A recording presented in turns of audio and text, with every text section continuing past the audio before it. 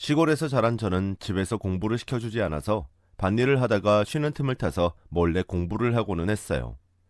당시 오빠는 대학교에 막 들어갔고 저는 고등학교 1학년이었지만 집에서 일을 하라며 학교를 그만두게 했거든요. 저는 식구가 다 잠들고 나면 오빠가 쓰던 책을 몰래 가져다가 밤새 공부를 했고 그러다가 아침에 늦게 일어나서 부모님께 혼난 적도 많았어요. 엄마는 입버릇처럼 집안에 남자가 잘 돼야 여자들이 편한 거라며 남자들 잘 되라고 열심히 밀어주면 그게 나한테도 좋은 거니까 괜히 네가 공부하겠다고 나서지 말라고 하셨지만 저도 공부를 해서 뭔가가 되고 싶었어요. 그러다가 여름방학에 집에 온 오빠가 부모님을 설득해서 제가 공부할 수 있게 해줬어요. 지숙이는 똑똑하지 않아요? 자기가 안 하겠다면 몰라도 저렇게 공부에 관심이 많은데 할 수 있게 해주세요. 저도 도울게요. 그렇게 저는 고등학교 검정고시 공부를 할 수 있게 됐어요. 너무 감격해서 오빠한테 고맙다고 했죠. 대학에 가보니 내가 얼마나 생각이 좁았는지 알게 됐어. 너도 열심히 해서 꼭 대학 가. 알았지? 저는 오빠 말대로 농사일을 도우면서 밤을 새워가며 공부를 했어요. 그 결과 검정고시에 합격하고 대학에도 갈 수 있게 됐었죠. 그러자 부모님도 인정해 주시고 제가 공부를 마칠 수 있게 도와주셨어요. 저는 대학 졸업 후 초등학교 선생님이 되어서 어느 지방학교에 6학년 담임으로 가게 됐어요. 그것도 제가 잘한 만큼이나 시골이더라고요. 그래서인지 그곳의 아이들이 더 각별하게 느껴졌고 저 어릴 때를 보는 것 같아서 하나라도 더 챙겨주고 싶었죠.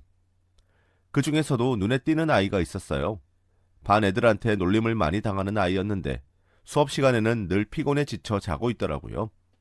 손톱이며 옷이며 흙이 묻어 있는 걸 보고 이 아이도 밭일을 돕는구나 짐작했어요. 무엇보다 가끔 도시락도 못 싸오는 게 마음에 걸렸어요. 한 번은 복도에서 아이들에게 둘러싸여 놀림을 받고 있길래 봤더니 신발에 구멍이 나서 벗겨져 있더군요. 선생님, 박경희 신발 빵꾸 났는데 그거 그냥 신고 왔대요. 한 아이가 저를 보더니 큰 소리로 말하며 자기가 엄청 잘못된 걸 저한테 알려주는 것처럼 자랑스러운 표정을 지었어요.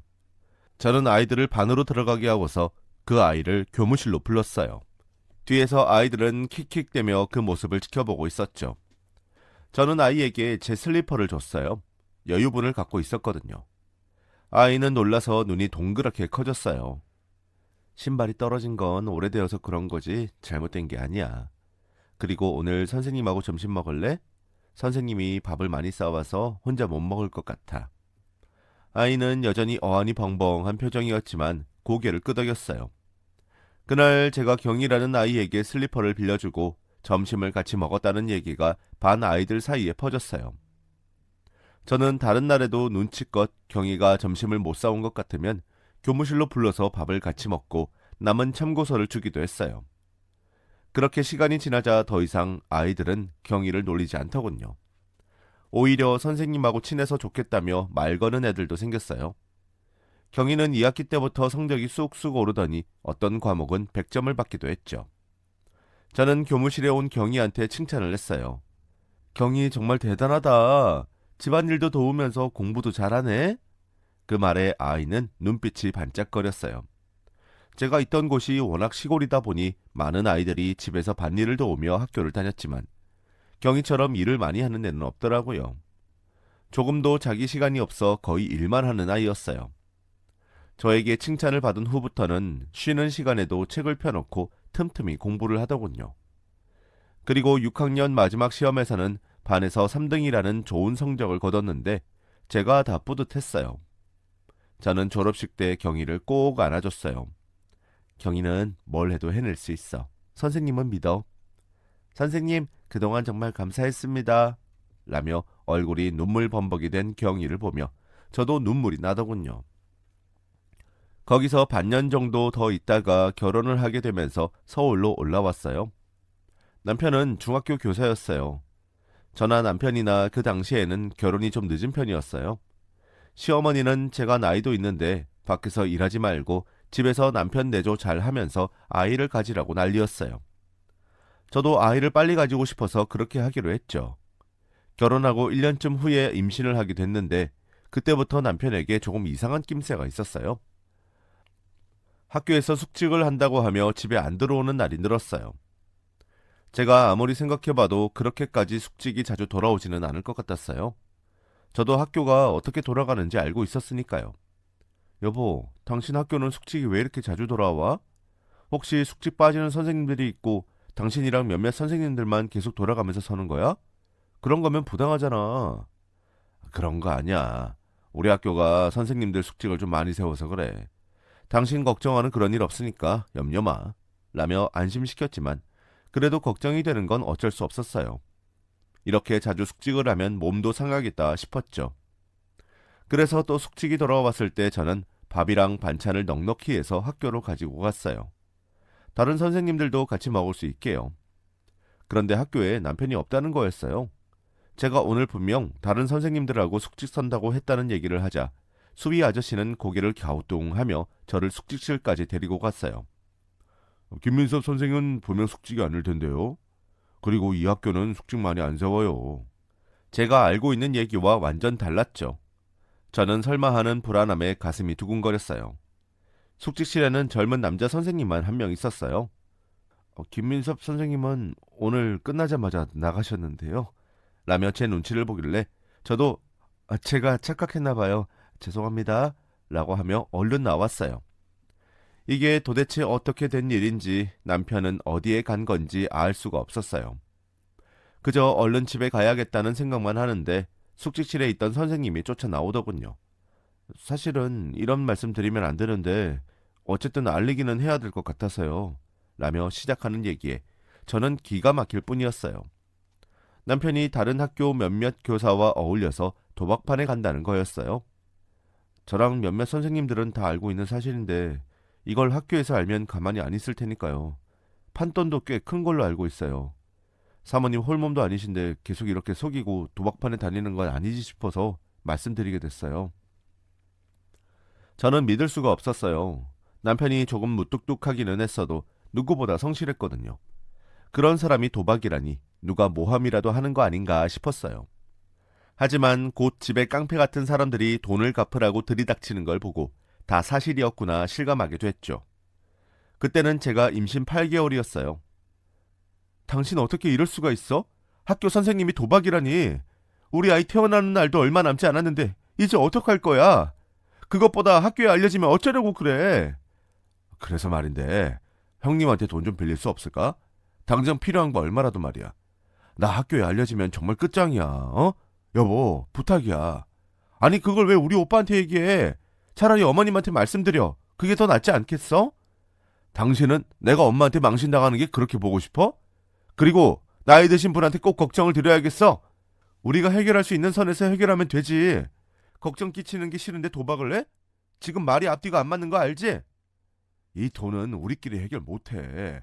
그러니까 형님한테 좀 빌리자고. 우리가 조금씩 갚아나가면 되잖아. 그런데 당신 갑자기 왜 이렇게 잔소리야?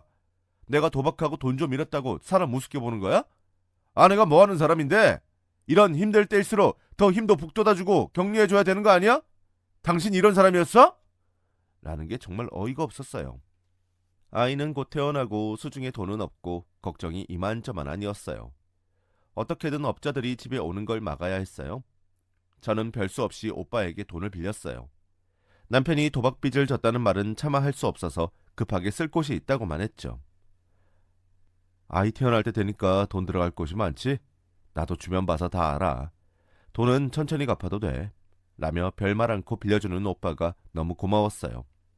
저는 그 돈과 적금을 해약하고 남편 빚의 일부를 갚았어요. 그래도 여전히 남편 빚은 많이 남았더라고요.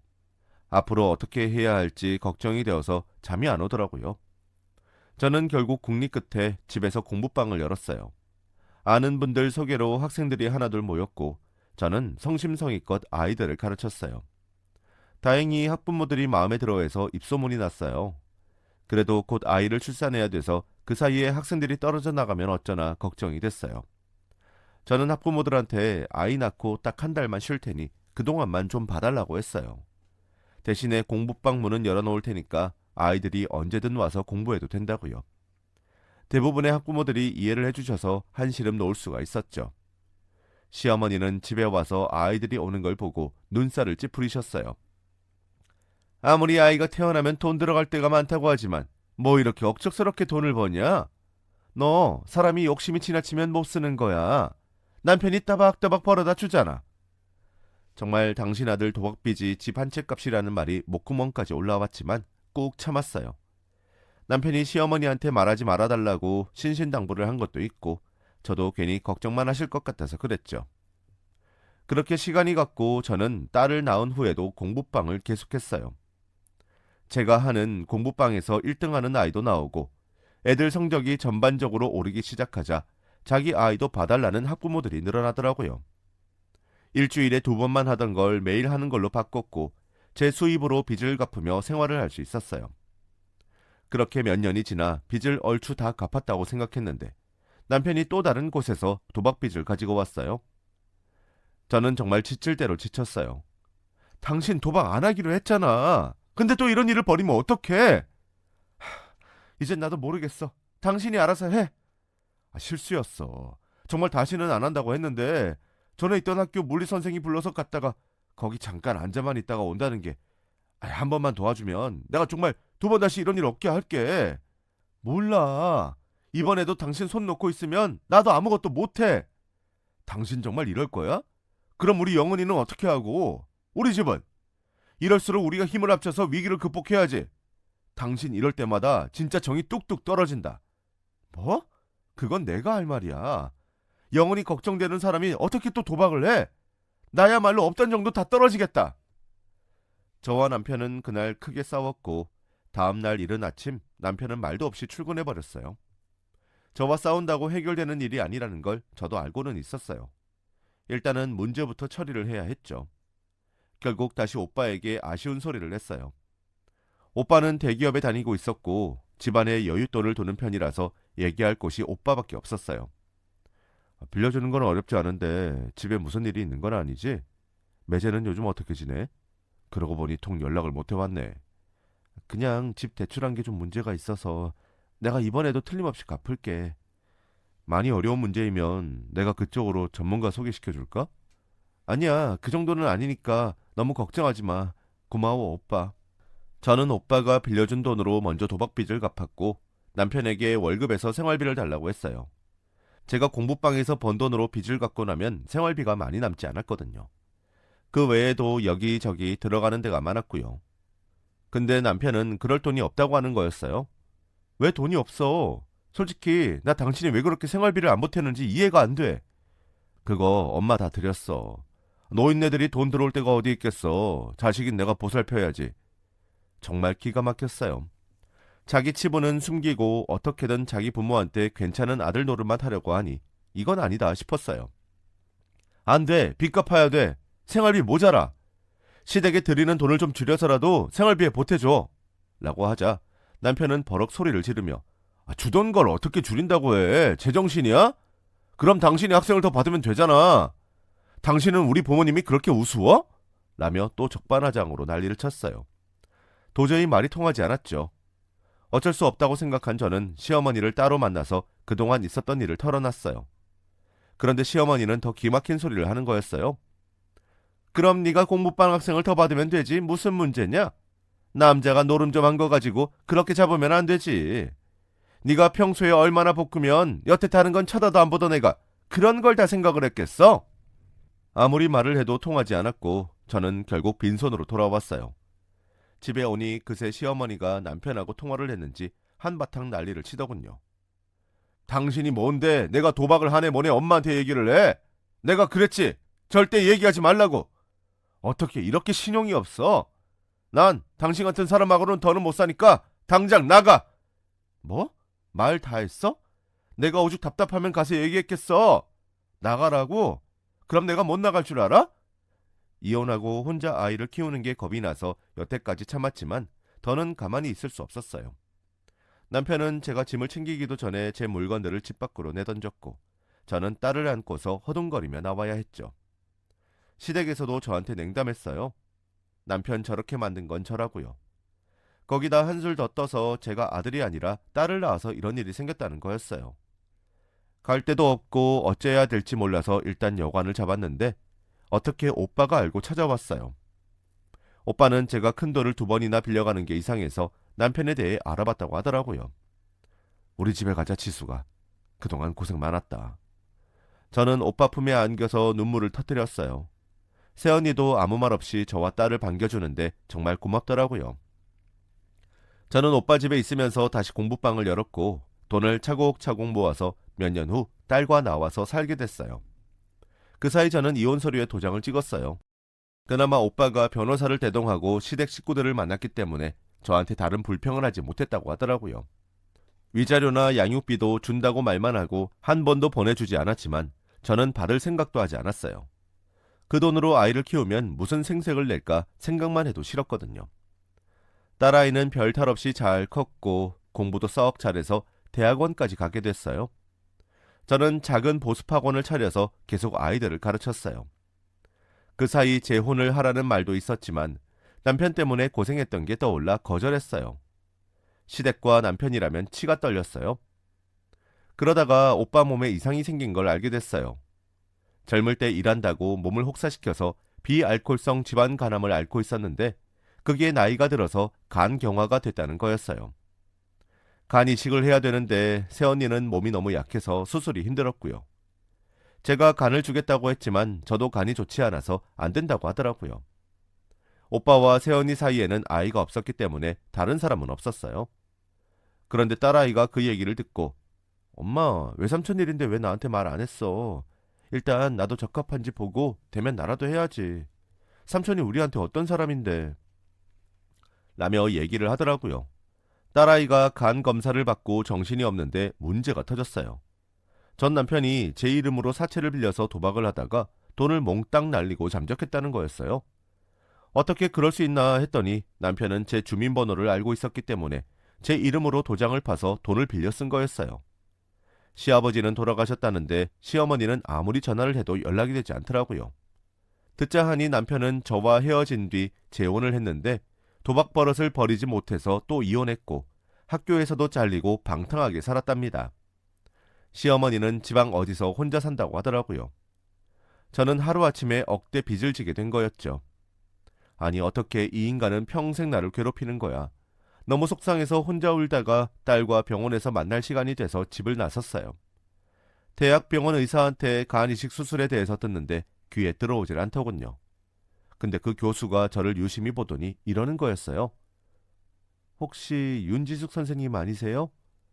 저를 어떻게 아세요? 그러자 교수는 울음을 터뜨리며 제 손을 덥석 잡았어요. 선생님, 저예요. 경이에요. 박경이. 선생님이 점심도 주고 참고서도 줬던 경이요. 저는 정말 너무 놀랐고 반가웠어요. 선생님 덕분에 제가 공부해서 이렇게 의사가 됐어요. 라며 제 앞에서 큰절을 하는데 눈물만 흐르더라고요. 딸도 놀라서 어떻게 이런 일이 있을 수 있냐고 했어요. 경이는 오빠와 딸의 수술을 걱정하지 말라며 저를 위로해 줬어요. 하지만 저는 전 남편 때문에 생긴 빚은 어떻게 해야 할지 몰랐어요. 아픈 오빠에게 말할 수도 없고 어느 변호사를 찾아가면 좋을지 난감했죠. 경희가 식사를 대접하겠다고 해서 나간 자리에서도 걱정만 됐어요. 선생님, 무슨 일이 있으세요? 영 얼굴이 안 좋으세요. 건강은 괜찮으시죠? 저는 별일 없다며 얘기하다가 결국 그 문제를 털어놓았어요. 아니 어떻게 그런 일이 있어요? 걱정 마세요 선생님. 제 남편이 변호사예요. 라며 그 자리에서 자기 남편한테 전화를 걸었어요. 경희 남편 법률사무소에서 힘을 써준 덕분에 저는 도망간 남편과 시어머니를 찾을 수 있었어요. 시어머니는 일이 이렇게 됐는데도 그래도 네 딸 아버지고 같이 살던 사이인데 꼭 이렇게까지 해야 되니? 능력 있는 사람이 갚으면 되는 거지. 나이 드셔서 판단력이 없어지신 거예요? 무슨 말도 안 되는 소리를 하세요? 제가 화가 나서 소리를 버럭 지르니 경희 남편이 저를 진정시켰어요. 아드님은 지금 남의 이름을 도용한 죄까지 지은 거예요. 윤지숙 선생님은 이제 아드님과 아무 상관없는 타인이라 돈을 갚을 의무가 없어요. 라고 하자 안색이 변하더라고요. 다음날 전 남편이 저희 집 앞까지 찾아왔어요. 내가 다시는 이러지 않을 테니까 한 번만 도와줘. 그러자 옆에 있던 딸이 그걸 엄마가 왜 도와주는데요? 어떻게 엄마 이름으로 도장을 파서 돈을 빌려요? 영은이 참 잘 컸구나. 많이 보고 싶었다. 정말 보고 싶었으면 그동안 한 번이라도 찾아왔어야죠. 아무리 아빠라고 하지만 저는 그 말 못 믿네요. 라며 따끔하게 말하자 남편은 더 이상 말을 못했어요. 나는 당신 돈 갚을 의무 없어. 내가 왜 평생 당신 빚에 치여 살아야 해? 우리는 법적으로 다 정리된 사이니까 더는 이러지 마. 그럼 명의도용 고소라도 하지 말아줘. 이렇게 부탁할게. 내가 안 한다고 해도 변호사가 내가 돈 빌린 거 아니라는 걸 입증하려면 다 처리해야 된다고 했고, 나도 당신 봐줄 생각 없어. 지금 그냥 넘어가면 당신은 또 이런 일 저지를 사람이야. 라고 매몰차게 말하고 딸과 돌아섰어요. 그 후 시어머니도 몇 차례나 저한테 부탁했지만 거절했어요. 제가 그렇게 연락을 해도 안 받으시더니 아무리 나이가 드셨어도 너무 뻔뻔하신 거 아니에요? 이제 저한테 그만 좀 하세요. 그렇게 저는 전 남편과의 관계를 완전히 정리했고, 경희 남편의 도움으로 제가 그 빚과 상관없다는 걸 입증했어요. 그 사이 오빠와 딸은 수술을 잘 받고 회복했죠. 오빠 부부도 저와 경희 사이의 이야기를 듣고 놀라워했어요.